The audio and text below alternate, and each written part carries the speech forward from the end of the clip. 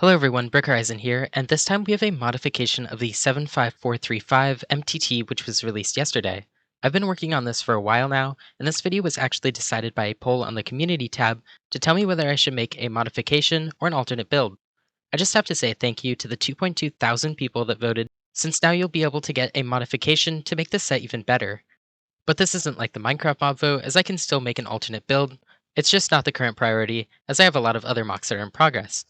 Before I get into the video, I'd like to mention that the instructions have been released and you can find them on Rebrickable or through the link in the description.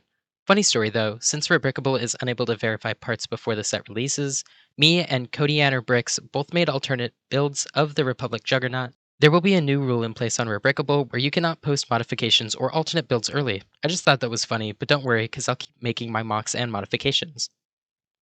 Onto the actual video, the MTT is one of the newest LEGO Star Wars sets to release, and at first, I didn't really get the negativity around it because I thought it looked pretty good.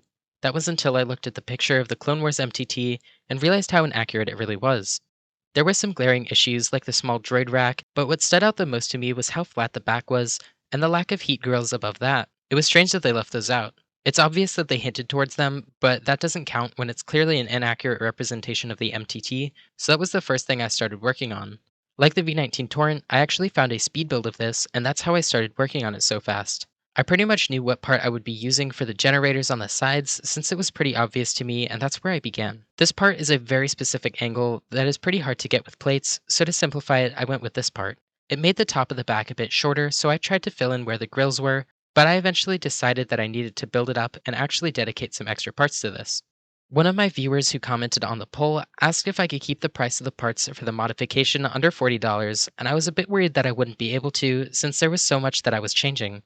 I actually finished the instructions 2 days before publishing this video, and as soon as it became August 1st, I went to Rebrickable and compared both sets to find out what the price would be. It was over $40, but there were a lot of pieces that went unused from the original set that I knew could be repurposed or combined with the new pieces of a different color. So I went back and edited everything, and when I compared them again, checking on Bricklink told me that it would only be $37. This is important because the set is $160, and if we're able to keep it under $200, then that would be the best. As I'm editing this, the price actually went out to $28, but mind you, this is from 3 different stores, so the actual price would be a bit higher than that because of the shipping fees. If we move to the back, you can see that there are some changes to the hatchback. It was pretty plain and undecorated in the original version, but it was pretty hard to find references to this, so I actually based my design off of the giant Brickfall MTT, since I knew theirs would be accurate. And this works a lot better than LEGO's version because it gets all the right details and fixes some of the problems with the proportions. Another thing that changing this had an effect on was the 2 panels in the original model. They were on 2 different planes, so they had different angles, but because of my design using the new angled wedge pieces, it actually overlapped where the old ones were, so I decided it would be better to combine the two. LEGO did something I was really surprised to see, and I'm not sure if it was intentional, but if it was, then props to the designer for at least alluding to the grills on the side of the Separatist logo. I know it's a small detail, but having the studs on the side of this brick shows that they at least noticed this and wanted to include it somehow. Even if it wasn't intentional, I think it was really cool. Some of my mocks will do the same thing, but they often get lost with the rest of the studs. I was thinking about doing the same thing with the small dots along the body, but decided to use these grill pieces instead. There's one on the generator and one near the front. And while that was a good detail, one of the things that I'm disappointed with the official model is how inaccurate the lines are. They really just put a 4x4 tile there and called it a day when I easily added a few extra parts for the line and it looks so much better already. They could have even used a sticker, but they decided not to. Even at the top, I fixed the lines to be more accurate. And I understand that LEGO wants to reuse parts and colors for efficiency, but there were a lot of times when I was building this that I remembered and noticed different colors of things that didn't need to be colored differently, even for contrasting the bricks around it. The head for the MTT is very interesting since it has the Vulture Droid eye markings, and I thought that it was really neat that they included this detail. If they hadn't done this, then I would have added it myself, but what's disappointing is how rough the whole thing looks. The top is a bit too thin, but my modification smooths it out and makes it look more proportionate because there aren't steps from there being layers of bricks.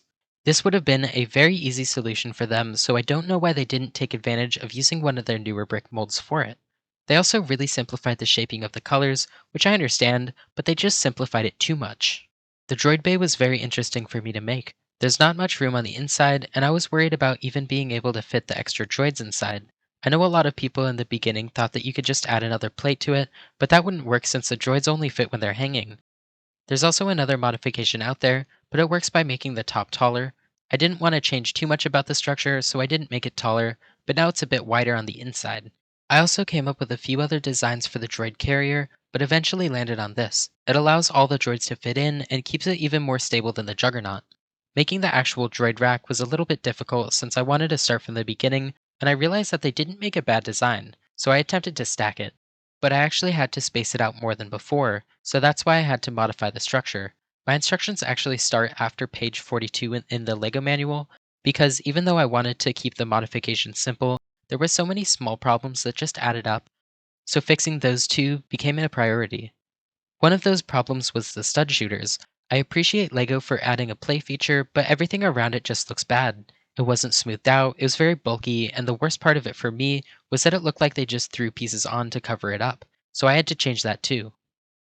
You can see that the MTT has these joints where the top opens, and I really wanted to add those, but it meant exposing some of the structure, and those were all random colors, but also the actual hinge was the wrong color, so I stopped. I took a step back, and I decided to make these changes. You can really see where all of these minor imperfections bring down what could have otherwise been a really good set, and why I had to change so much of it. When I was first thinking about making this modification, I wanted to use the pieces from the set and start from scratch, but then I realized that would be too much effort when they already laid out a great framework for the build. The front of the MTT that LEGO made was too flat, and it's obviously not as stubby as LEGO made it, and that bothered me. Now it's a curved wedge piece that makes everything smoother. I'm doing a lot of nitpicking on tiny details, but I think they're important to point out, not only so that my own model shines, but because these are important things that I think they could have done better and are even important to think about when you're creating your own model. While I didn't change anything on the interior, like where the droid sits or the stab area, there are still a few more things on the outside that I'll go through quickly.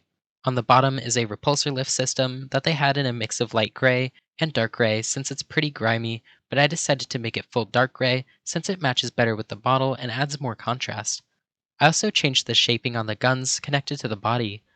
LEGO's version was cleaner in the technical aspect, but not as accurate. It was a double sided wedge that lined up with the panels they made, but it wasn't the right shape. I made it a one sided wedge, and now it slopes like how it would on the real model. Another common complaint that I heard was how the guns were too short.